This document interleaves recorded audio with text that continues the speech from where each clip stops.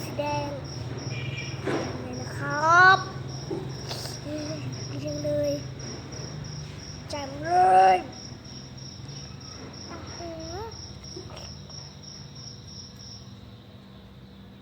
แซ่บบ่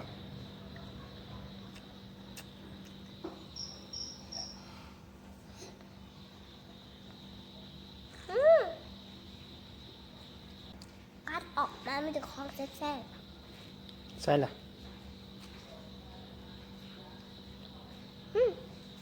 แจ็บมาไว้ไม่ทายอยู่คุณกะไว้หามือไว้ชิมน้ำจิ้มซีฟู้ดเลยนะ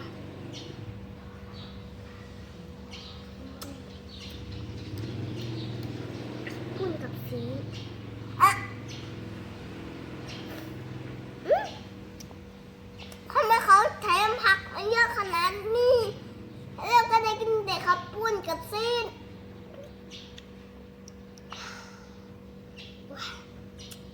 เก็บไม่ได้เก็บผักออกจริงๆโอ้ยมันคานี่อะไรนะซีฟู้ดน้ำจิ้มซีฟู้ดเผ็ดไม่เผ็ดอร่อยแซ่บๆยับเข้าเลยมาหนึ่งไปนอนยำเช้ายำแรง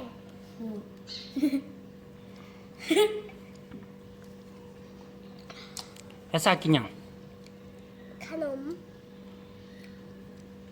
เจ้าจากปีละยังฮู้คิดไม่ถูก 2 ปี 2 ปีบ่อ่ะ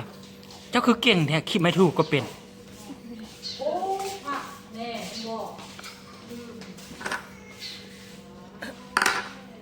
หอยทอดได้ไหมแม่ทอดโอ้ไม่ให้เราทอดที่สุด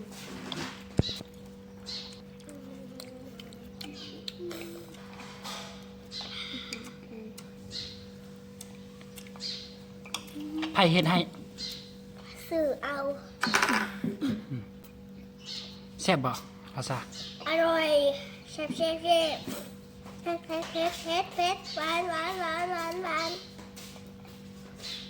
เผ็ดขี้ตะลุกนี่ขีดไม่เป็นแต่ทำแบบนี้ได้คือนะ